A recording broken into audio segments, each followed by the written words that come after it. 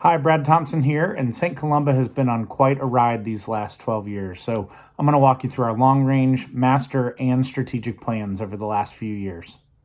So what we're going to do now is a check-in on St. Columba's long-range plans. We're going to have to go all the way back to 2012 when the program committee of the St. Columba board did an appreciative inquiry survey process of existing anchor groups with lots of St. Columba history, diocesan and parish groups and schools with their leaders, whether they used St. Columba or not, including a survey at diocesan convention, prospective groups with a strong compatibility in mission, like Bridges, Credo, and Books from Birth.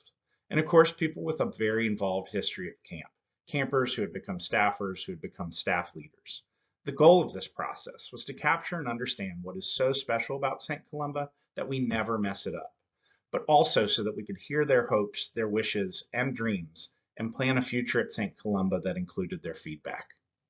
The program committee reported that thematically, these groups said that they appreciated the feeling of seclusion while you're at St. Columba, that it was integrated to the natural setting, that it was a place apart with a different sense of time, that it was a place for deepening relationships, and of course, that it was hospitable and convenient and close to the Memphis area.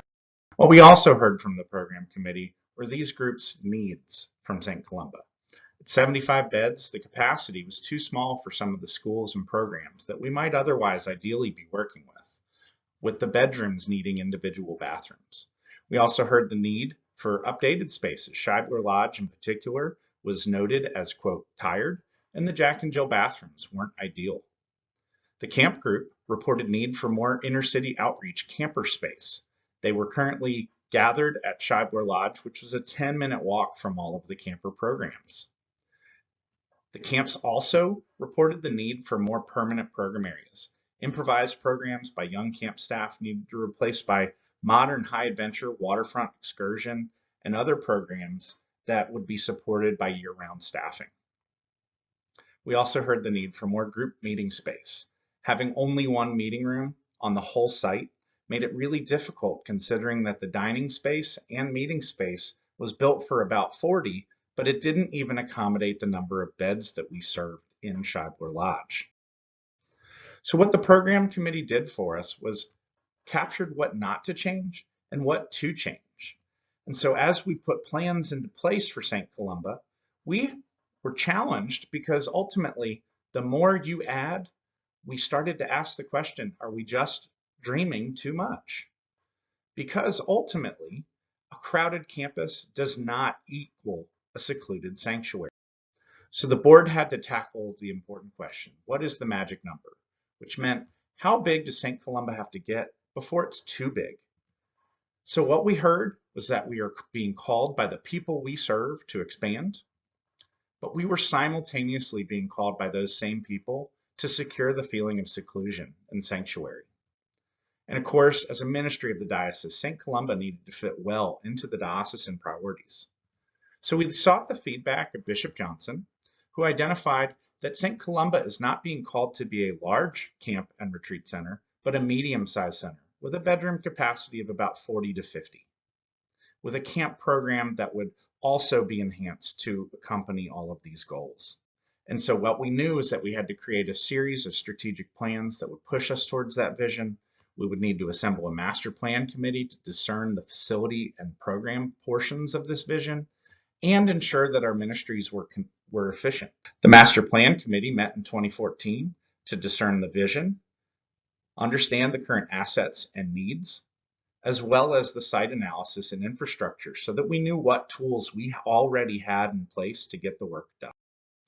The program committee, left to right, then started to assemble these into what we have, in the middle, what we want to become, and on the right, what we need in order to become.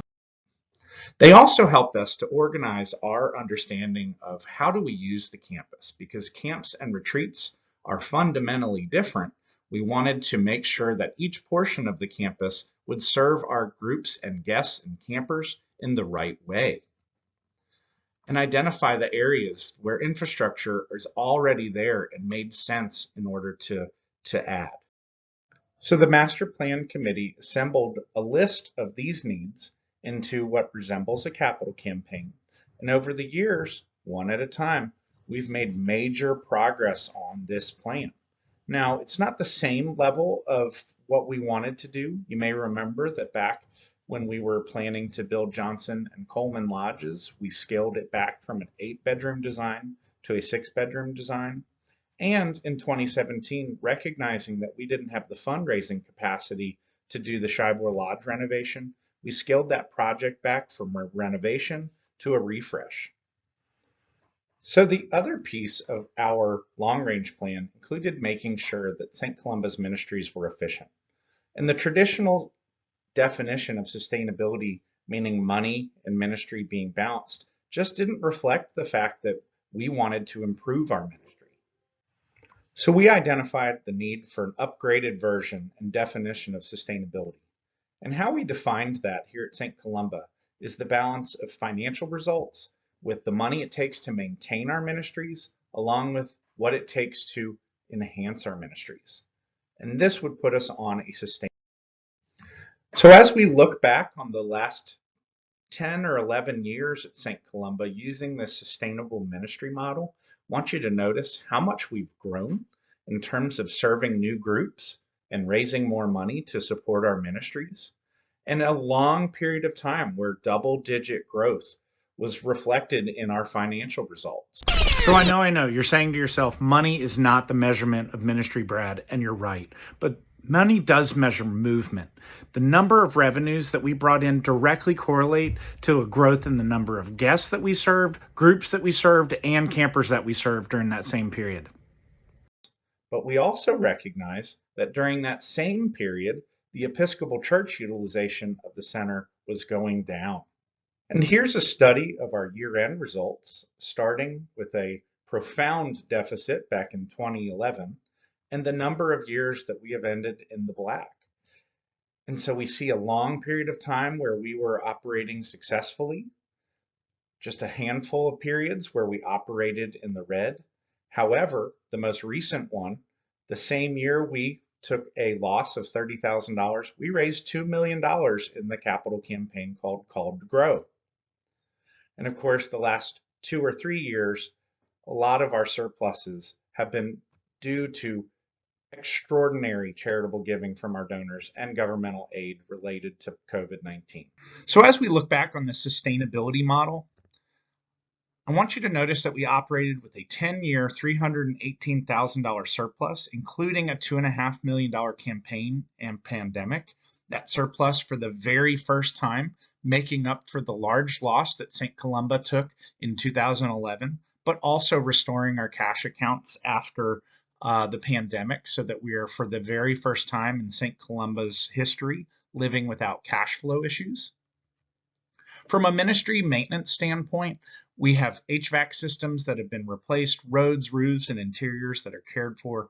Camp programs have effective and devoted year-round leadership. Staff have continuing education opportunities, always receive annual feedback, and are very, very committed. And of course, whenever we get guest feedback, we take it very seriously and improve on it. From a ministry enhancement standpoint, we launched Camp Able in 2015.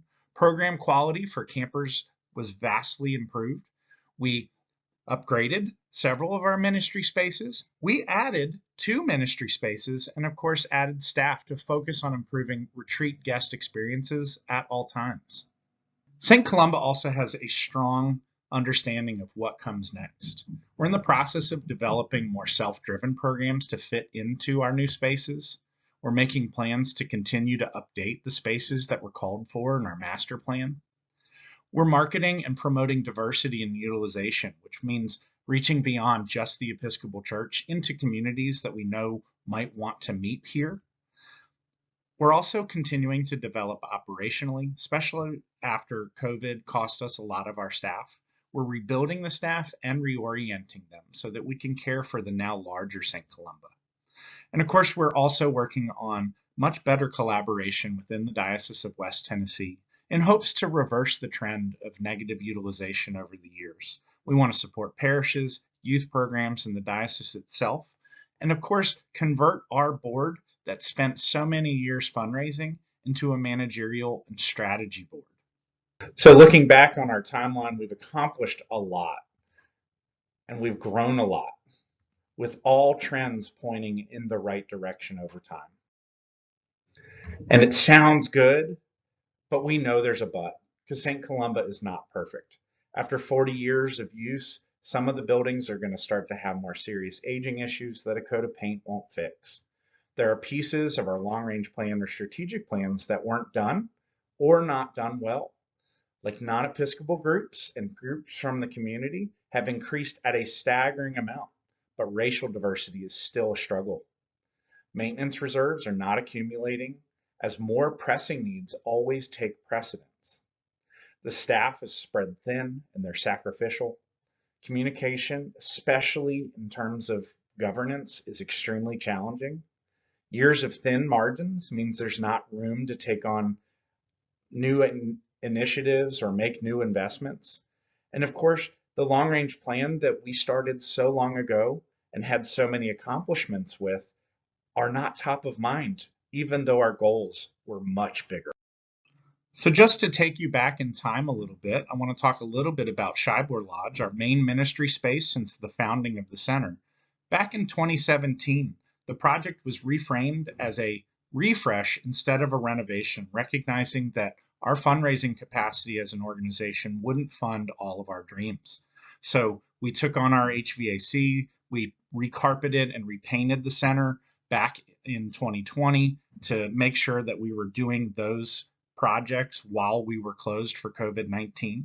And right now we're in the process of replacing a lot of the deteriorated siding and paint and roof of Scheibler Lodge. But our dreams were much bigger, and our hope within the capital campaign was for the diocese to make a contribution. But the diocese had to leverage that contribution towards keeping the center open during COVID-19. So I want to go over what our plans were for this wonderful and vital ministry space at St. Columba.